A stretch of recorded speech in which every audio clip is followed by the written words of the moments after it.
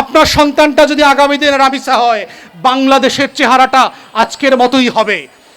অতএব সেটা মাথায় রাখতে হবে যে আজকে যদি আপনি অন্যের জন্য লড়াই না করেন, আপনি অন্য আরেকজনের রামিসার জন্য, তনুর জন্য, আসিয়ার জন্য যদি পথে না নামেন, আপনি যেদিন তনু আসিয়া হয়ে যাবেন, আপনার মেয়ে যেদিন রামিসা হয়ে যাবে, সেদিন আপনার জন্য লড়াই করতে সোনার বাংলায় কেউ নামবে না। তাই এই রিপাবলিক হবার শর্ত হচ্ছে আপনাকেও নাগরিক সত্তার প্রমাণ দিতে হবে প্রত্যেক দিন যে এই রাষ্ট্রের মালিক আমি, এই রাষ্ট্রের ভালোতেও আমার যায় আসে, খারাপ হলেও আমার যায় আসে, এবং রাষ্ট্রের প্রত্যেকটা জায়গায় আমার বক্তব্য আছে। I am not simply happy with the governance and the Republic how it has been governed with.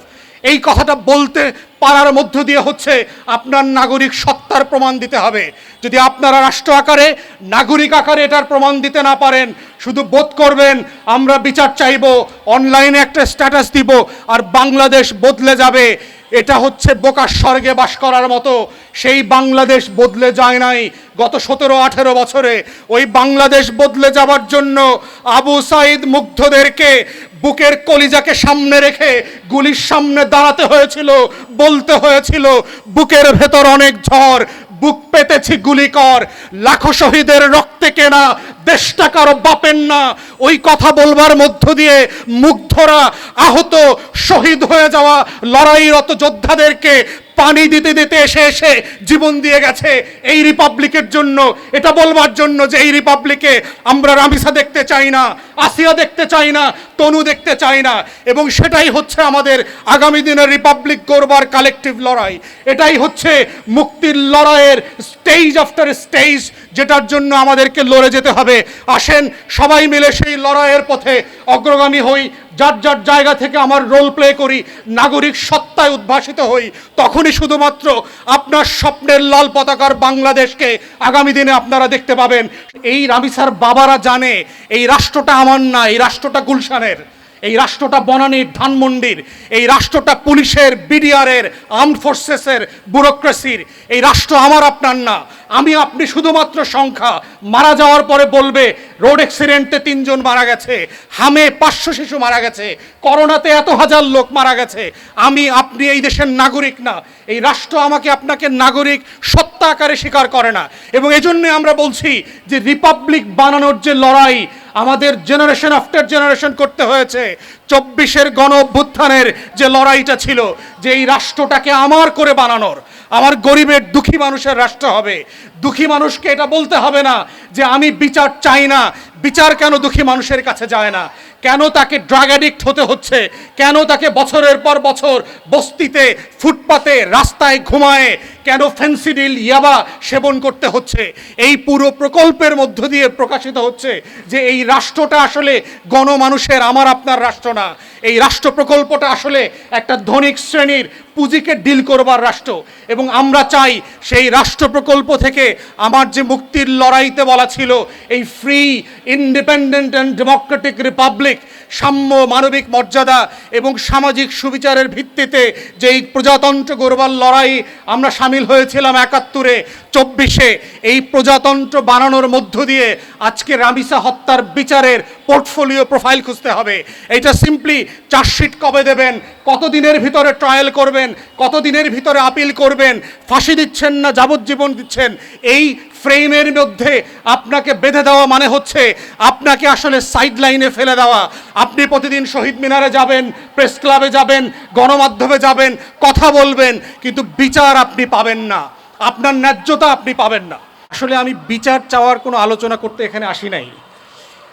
বিচারের প্রক্রিয়াটা হচ্ছে এমন যে আপনি কতবার চাইবেন, বিচার তো এমনি হওয়া দরকার। গতকালকে মাননীয় প্রধানমন্ত্রীকে দেখলাম যে উনি স্বরাষ্ট্রমন্ত্রী সহ ভিকটিম পরিবারকে ভিজিট করেছেন। আমরা অবশ্যই ওনাকে এইটা স্বাগত জানাই, অ্যাপ্রিসিয়েট করি, একটা ভালো কাজ করেছেন। ফ্যাসিবাদের আমলের রানীর মতো ওনাকে ডেকে নিয়ে যেতে পারতেন, সেটা ডেকে নিয়ে যান নাই।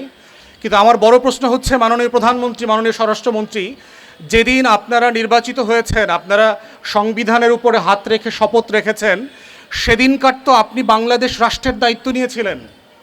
সেদিনকারই তো আপনি 20 কোটি মানুষের জান, মাল, ইজ্জত, আবরুর হেফাজত করবেন বলে দায়িত্ব নিয়েছিলেন। নতুন করে আবার কেন রামিসার বোনের দায়িত্ব গত রাতে আপনাকে নিতে হয়েছে?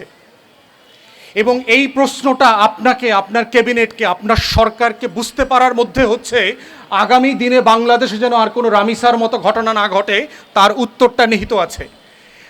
আপনাদের এই দায়িত্ব নেওয়ার জায়গাটা আমরা দেখতে চাই না। আমরা দেখেছি নিমতলিতে যখন আগুন লেগেছে তখন সাবেক প্রধানমন্ত্রী দুই বোনকে ডেকে বিয়ে শাদী দিয়েছেন, দায়িত্ব নিয়েছেন। এই দায়িত্ব নেওয়ার গল্প, নাটক আমরা বড্ড ক্লান্ত।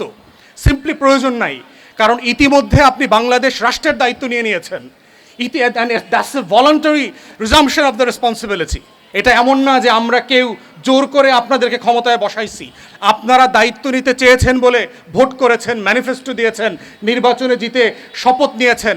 It's a absolute voluntary assumption of responsibility. আপনাকে কেউ চাপিয়ে দেয় নাই। অতএব নতুন করে বাংলাদেশ রাষ্ট্রের কোনো নাগরিকের দায়িত্ব নেবার প্রয়োজন আপনার নাই। দায়িত্ব অলরেডি নিয়েছেন।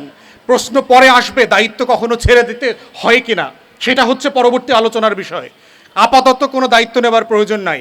আপনাকে দেখতে হবে যে গত 1-2 সপ্তাহ জুড়ে সারা বাংলাদেশ রাষ্ট্র যেভাবে ধর্ষণকে উদযাপন করছে, সেই উদযাপনের জায়গা থেকে is it a mere event of rape or is a pattern propagated and very plan ম্যানারে করা হচ্ছে? আমার কাছে মোটেই মনে হচ্ছে না যে একটা বিচ্ছিন্ন ঘটনা। আপনারা প্রত্যেকটা ঘটনা দেখেন, যখন শুরু হয় সাডেনলি মনে হয় ধর্ষণের সপ্তাহ পালিত হচ্ছে, ধর্ষণের পক্ষ পালিত হচ্ছে। জেলায়, উপজেলায়, বিভিন্ন জায়গায়, কোর্টে আজকে দেখেছেন খুলনায় গুলি করেছে, চিটাগংয়ে পুলিশের গাড়িতে আগুন দিয়েছে, গতকালকে মাননীয় প্রধানমন্ত্রী স্বরাষ্ট্রমন্ত্রীকে দিয়ে অভদ্রভাবে ভুয়া ভুয়া স্লোগান দিয়েছে। এগুলো এসে প্যাটার্ন অফ ইনসিডেন্টস। একটা স্কুলের গিয়ে আপনার সেখানে ধর্ষককে গ্রেফতার করা হয়েছে, গ্রেফতার করে পুলিশ আবার তাকে গণপিটুনির সুযোগও করে দিয়েছে। তাহলে এই যে ঘটনাগুলো ঘটছে এবং এর ক্লাসগুলো দেখেন, এই ঘটনাগুলো কি গুলশানে ঘটছে? ধানমন্ডিতে ঘটতেছে? আপার মিডল ক্লাস সচ্ছল পরিবার সেই সব জায়গায় ঘটছে? যাদের মেয়েরা ইংলিশ মিডিয়াম স্কুলে পড়ে তাদের জীবনে ঘটছে? এই ঘটনাগুলো কোথায় ঘটছে? কেন গরিব বস্তি পাড়া এই ঘটনাগুলো ঘটছে?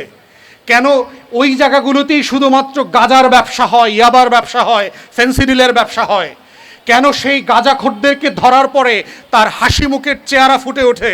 কারণ ওই গাঁজার ব্যবসায়ী কয়দিন আগে মাত্র তার গার্লফ্রেন্ডকে নিয়ে নেপাল থেকে ঘুরে আসছেন। আসলে সে কত রিচ ওয়েলদি, সে হলিডে করতে পারে বাংলাদেশে ফ্যান্সিডিলের ব্যবসা করে, গাঁজার ব্যবসা করে। তাহলে এই যে pattern of event happening on a regular interval, এই ঘটনাটাকে রাষ্ট্র কোনোভাবে একটা বিচ্ছিন্ন ঘটনা, একটা বিচ্ছিন্ন দুর্ঘটনা, একটা বিচ্ছিন্ন আইসোলেটেড ধর্ষণের ঘটনা আকারে পড়বার কোনো সুযোগ আমাদের নাই। তাই মাননীয় প্রধানমন্ত্রী এবং সরকারকে বলছি, আপনারা যদি সত্যিই দায়িত্ব নিয়ে থাকেন, আপনারা যদি সত্যি মনে করেন যে এই রাষ্ট্রের দায়িত্ব আপনাদেরকে দেয়া হয়েছে by oath and under the constitution, then you have to remember এই প্রত্যেক দিনের ঘটনার প্যাটার্নকে প্যাটার্ন আকারে আপনার আলোচনা করতে হবে এবং বিবেচনায় নিতে হবে।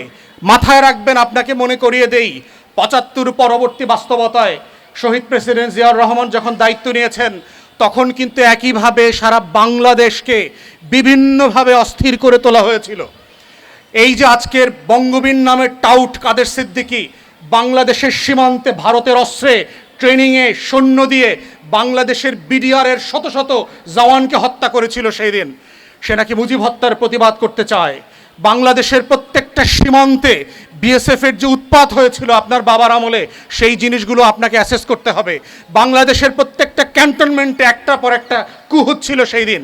কারা করছিল? জাসদের গণবাহিনী করছে, বামপন্থীরা করেছে, আওয়ামী লীগের যারা পোষ্যরা ছিল তারা করেছে। পুরো বাংলাদেশ রাষ্ট্রের সামরিক ব্যবস্থাপনাকে অস্থির করে দেওয়া হয়েছিল, বাংলাদেশের বাজার ব্যবস্থাপনাকে অস্থির করে দেওয়া হয়েছে।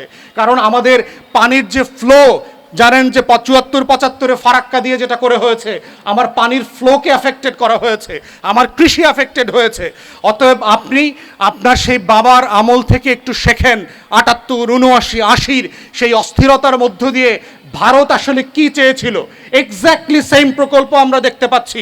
আপনার নেতৃত্বে বাংলাদেশের জাতীয়তাবাদী এবং মূল্যবোধের যে গণ অভ্যুত্থানের রাজনীতি, এই রাজনীতিকে অস্থির করে দিয়ে আওয়ামী লীগ এবং হাসিনাকে পুনর্বাসন করবার একটা অপতৎপরতা চলছে।